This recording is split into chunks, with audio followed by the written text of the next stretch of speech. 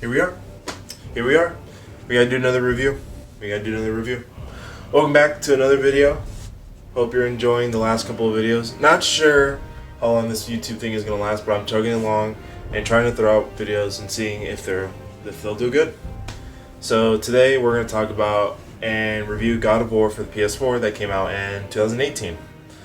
I've never played the original games, but I know some of the lore, so I'm not completely out of the loop. With that out of the way, let's get into it. Some spoiler warnings for those who have never played the game. The intro of the game. It's very, very, very sad.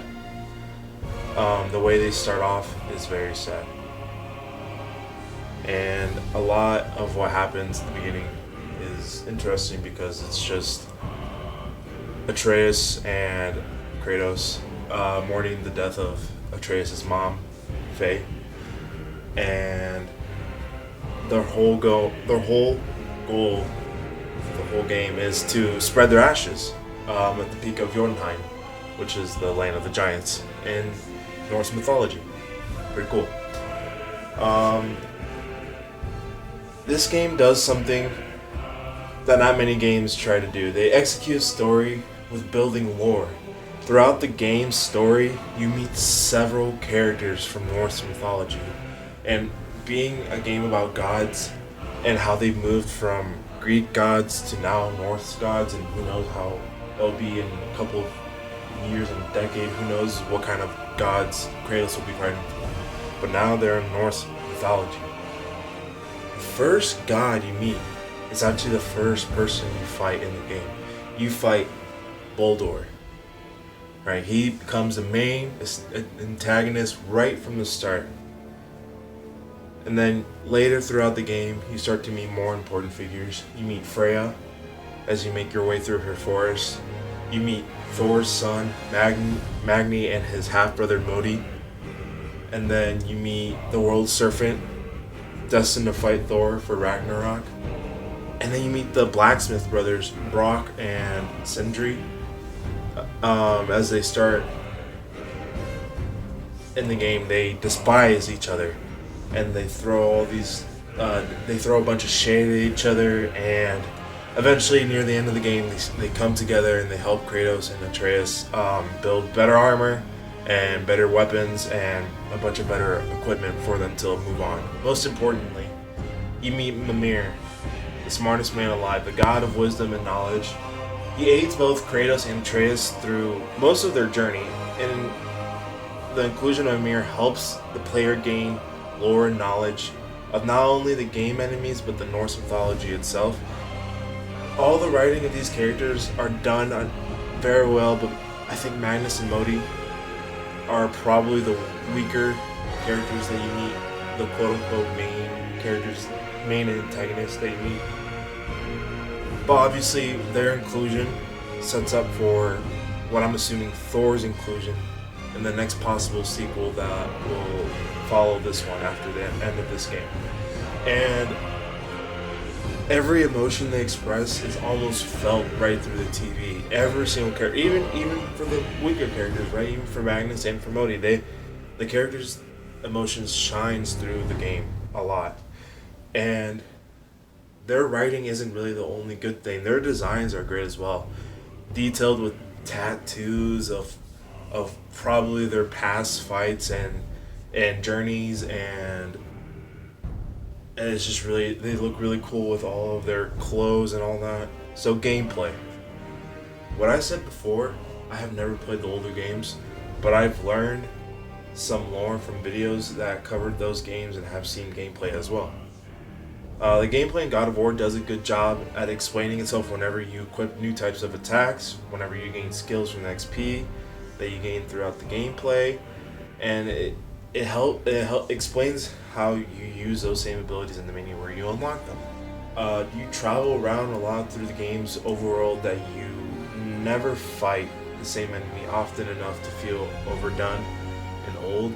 Even amongst the enemies, there's variety.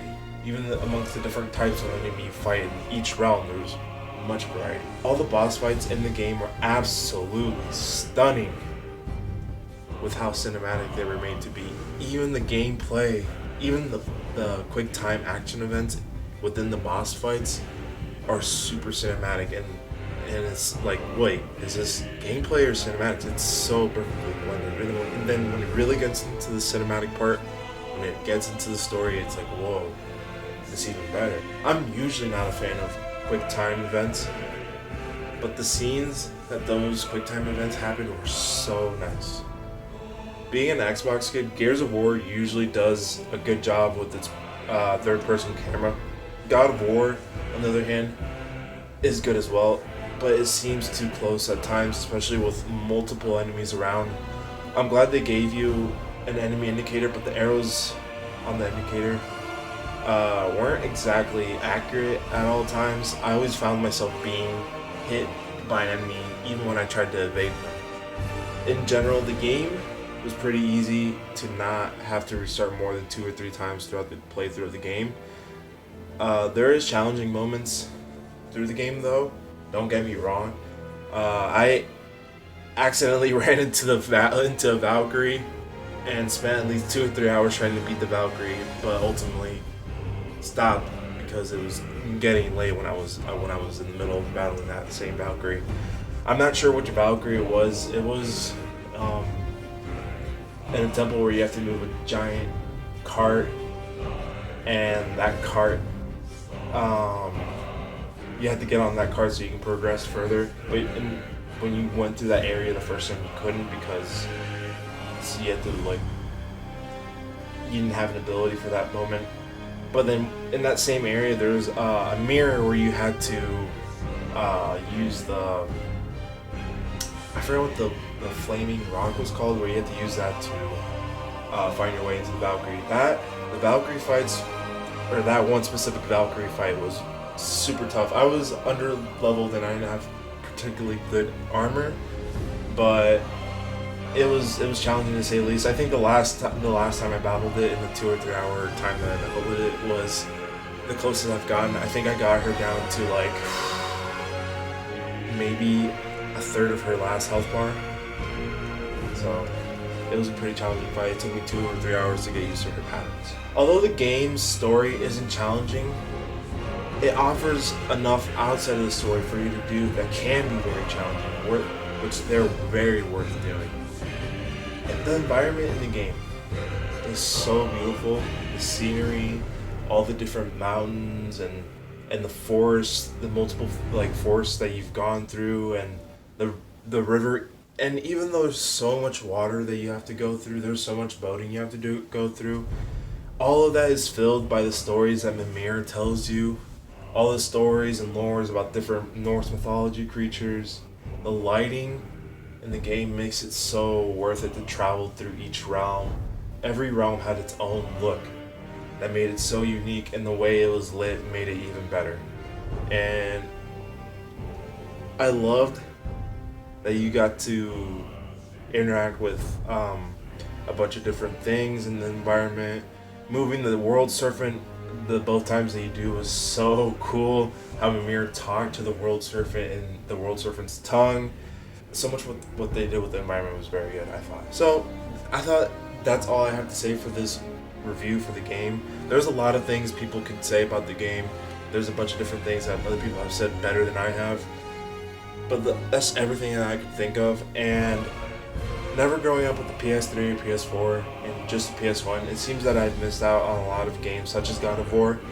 God of War hit many marks and maybe only missed 2 or 3 things that honestly weren't very significant to all the good things that it had going for it. I'm impressed with what was brought with this game and hope for a highly potential sequel.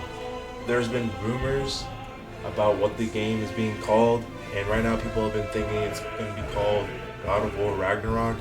My assumption after watching Thor Ragnarok, the movie, the Avengers movie, that one Marvel Cinematic Universe movie, is that it's going to be very destructive. It obviously might have to do something with Thor. My assumption with this is that we killed his son, so we're going to have to fight Thor, probably meet Odin for the first time, And what happens at the end is absolutely crazy of this game, when we learn that Faye was gonna actually name Atreus Loki, and Kratos interfered with that, and who knows? I don't know a lot about Norse mythology. I'm sorry, I can't speak well today. I'm assuming Faye was some sort of god.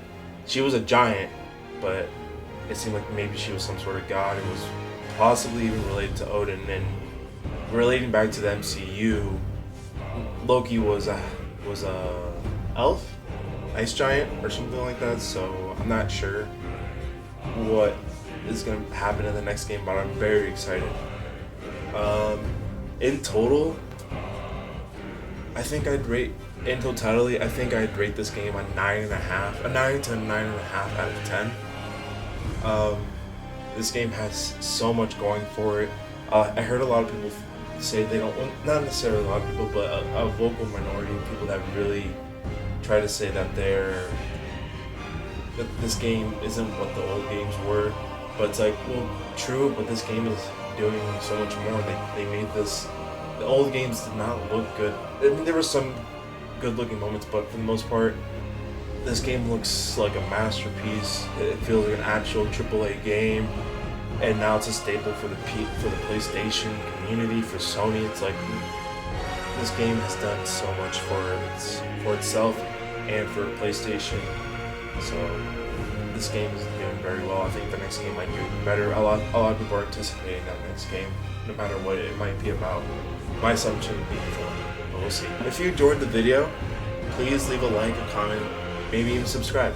If you'd like more reviews on things, video games, anime, music in the future, do not miss out on the content. Please ring the bell to get those notifications. Thanks for coming by, and see you in the next one. Bye.